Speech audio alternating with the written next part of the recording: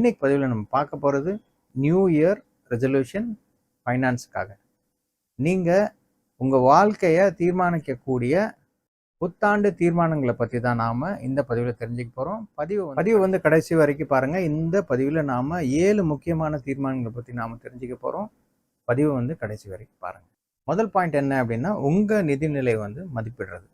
நீங்கள் எந்த நிலைமையில் இருக்கீங்க, நீங்கள் எவ்வளோ சம்பாதிக்கிறீங்க, எவ்வளோ செலவு பண்ணுறீங்க, எவ்வளோ கடன் இருக்குது, எல்லாம் வந்து உங்களுக்கு தான் தெரியும். அதை நீங்கள் சரியாக புரிஞ்சிக்காமல் நீங்கள் முன்னாடி எப்படி போகணுன்றது வந்து நீங்கள் கணக்கு போடுறது வந்து ரொம்ப கஷ்டமாக இருக்கும். ரெண்டாவது பாயிண்ட் என்ன அப்படின்னா, உங்கள் நிதி இலக்கை தயார் செய்யுங்கள்.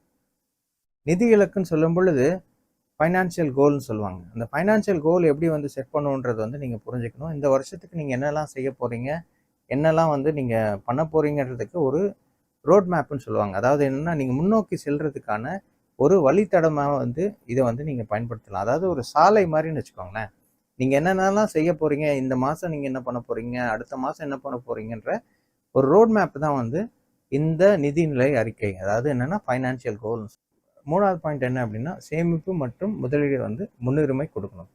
முன்னுரிமைன்னு சொல்லும் பொழுது இந்த புத்தாண்டு வந்து உங்களுக்கு வந்து ரொம்ப முக்கியமான விஷயம். நீங்கள் என்ன நினைக்கணும்னா, இந்த வருஷம் நான் கட்டாயமாக வந்து சேமிப்பு இருக்கணும், கட்டாயமாக வந்து முதலீடு பண்ணணும் அப்படின்ற ஒரு எண்ணத்தோடு நீங்கள் பண்ணணும். நாலாவது, உங்கள் கடன்களை செலுத்துறது. அதாவது என்னென்னா, உங்களுக்கு கிரெடிட் கார்டு கடன் இருக்கலாம், இல்லைன்னா வந்து பர்சனல் லோன் இருக்கலாம். இதெல்லாம் வந்து பார்த்திங்கன்னா வட்டி விகிதம் அதிகமாக இருக்கக்கூடிய கடன்கள். அதை வந்து சீக்கிரமாக அடைக்கிறதுக்கு வந்து நீங்கள் ட்ரை பண்ணணும். கடன் வாங்காதீங்கன்னு சொல்லும் பொழுது கிரெடிட் கார்டாக இருக்கலாம், புதுசாக அப்ளை பண்ணாமல் இருக்குது. அது மட்டும் கடன் எந்த விதத்துலேயும் வந்து நீங்கள் கடன் வாங்காமல் இந்த ஃபுல் வருஷத்தையும் வந்து நீங்கள் மெயின்டைன் பண்ணீங்க அப்படின்னா அதில் நீங்கள் நிறையா பணத்தை வந்து நீங்கள் மிச்சம் பண்ண முடியும். அஞ்சாவது முக்கியமான பாயிண்ட் என்ன அப்படின்னா, செலவு திட்டங்களை உருவாக்குது. செலவு திட்டங்களை உருவாக்குதுன்னு சொல்லுங்கள். என்னடா அது செலவு திட்டத்தை உருவாக்கணும்னு சொல்கிறாருன்னு பார்க்குறீங்கன்னா, எப்பயும் வந்து நீங்கள் உங்கள்கிட்ட சொல்கிறேன் பட்ஜெட் போடுங்க அப்படின்னு சொன்னால் நீங்கள் என்ன சொல்லுவீங்க?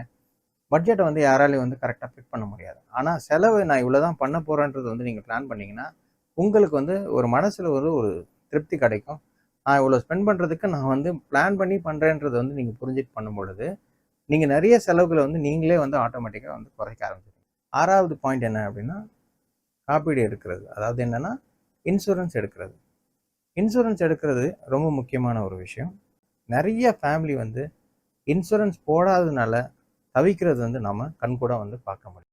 ஏழாவது முக்கியமான பாயிண்ட், அவசர கால நிதி நிலையை உருவாக்குதல். இந்த பதிவு உங்களுக்கு பிடிச்சிருந்தா லைக் பண்ணுங்கள், ஷேர் பண்ணுங்கள், சப்ஸ்கிரைப் பண்ணுங்கள், பக்கத்தில் இருக்க அந்த வெள்ளை ஐகானை வந்து ப்ரெஸ் பண்ணுங்கள். நன்றி, வணக்கம். உங்கள் நண்பன் எஸ் திருமணிகண்ணன், பணவள ஆலோசகர்.